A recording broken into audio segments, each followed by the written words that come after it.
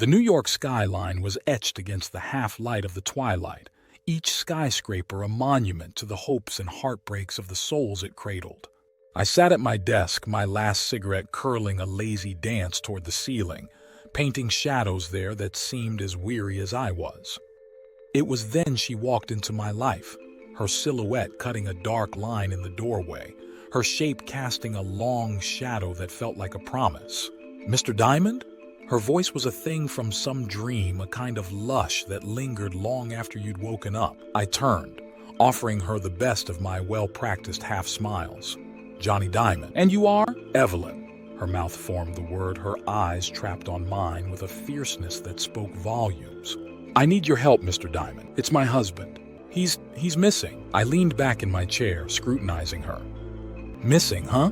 Folks don't go disappearing in this town without someone mighty pleased about it. What makes you think he's in trouble?" She hesitated, as if weighing whether I was trustworthy or just some two-bit crook. She decided on the former and told me his fears. It was about her husband's last investigation, a gambling ring that they say is the worst-kept secret in the city. He was convinced that they were rigging the game, and now he was missing. "Say no more, doll," I tried to joke to put her at ease. "Sounds like your man bit off more than he could chew. But don't worry, I've got a knack for finding lost causes." Without even trying, I was knee-deep in the underbelly of New York City, a place some called a beacon of hope, others a cesspool of vice. My first stop was the Fulton Fish Market, a place teeming with life before the day's first light, air thick with the smell of fish and sweat. "Hey, Johnny," called out Mike, a dock worker I knew from way back. "What brings you to this side of town?" I gave him a wink, just enjoying the scenery. "Say, you hear any whispers about a gambling ring slumming in these parts?" Mike chuckled, shaking his head. "In this city? You might as well ask if the sky's blue, Johnny. Be careful, though. Those guys don't play nice." I nodded my thanks and moved on, cool air from off the Hudson following in my wake as I wove through Harlem's vibrant streets, the pulse of jazz and the promise of danger living side by side. I encountered the latter in an alley shadowed deep by the night. A couple of goons, their muscles trying to escape their suits, stepped from the shadows to block my path. "Diamond, you're sticking your nose where it don't belong," the larger of the two growled. I couldn't help but smirk as I sized them up. "Gentlemen, I'm flattered you've heard of me. But if you think a couple of toughs are going to scare me off, you've got another think coming." They didn't appreciate my wit, apparently, because they answered with fists instead of words. It was hardly pretty, but I'd been in scraps before. I took my lumps, sure, but I gave as good as I got. I watched them retreat into the darkness as I sat there battered and bruised, my resolve only strengthened. The dramatic finale in the warehouse was not merely the end of the investigation, but also a powerful testament to every step taken and every shadow pursued in the hidden corners of the city. The structure, a towering relic of decay, bore the marks of time and abandonment, making it an ideal refuge for those who sought the cover of darkness. Within its walls, the air was heavy with the burden of unfulfilled aspirations, each breath reminding us of the high stakes involved. My journey had led me to this abandoned place, my determination strengthening with each hint of danger that brushed against me. The interior of the warehouse was a maze, with crates and neglected goods casting lengthy shadows, making it seem as though the darkness itself was complicit in concealing the crimes committed here. With each careful step, the silence felt alive, only interrupted by the occasional sound of dripping water or the movement of hidden rodents. It was in this wasteland's core that they awaited, the masterminds of sorrow, the leaders of the gambling ring, their hands tainted by the crushed dreams of others. A confrontation was unavoidable.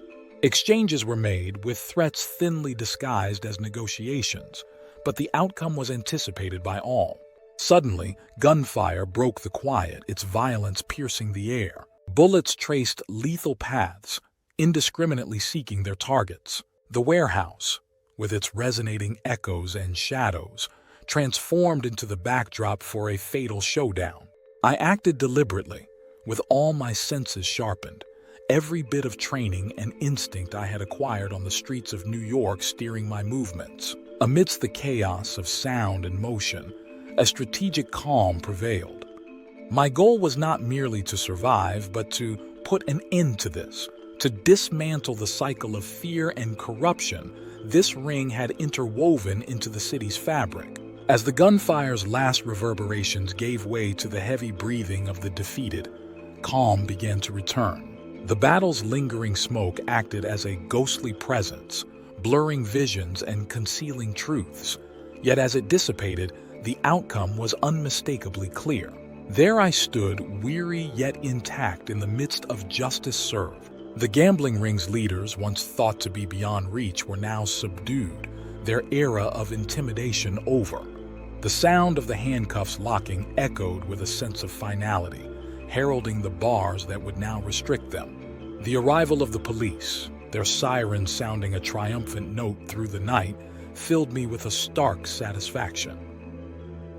This achievement was more than just the completion of a task. It was a bold statement that even in New York's darkest nooks, light could prevail. Rescuing Evelyn's husband unfolded quietly, a tender moment of human connection in the wake of turmoil. His deep gratitude was evident, bridging the distance between a stranger and a hero. As they embraced, a symbol of renewed hope, I stepped back, my part played to the end. Her husband was there, bound and battered and alive, and for a moment she was the picture in the dictionary next to the word relief, and it was worth more to her than any fee. I felt a pang of envy at her simple ending as I watched them arm in arm. But in this city, my city, endings were just a version of the same story, and for me, I'd be ready for the next shadow to chase, the next mystery to unravel. For in New York, there is always another secret lurking just a long block and a few short steps, and Johnny Diamond would have a name to keep. The night once again took over the warehouse, exposing its secrets for all to see. Walking away, enveloped once more by the city's sounds, I recognized this as merely a single episode in a never-ending narrative.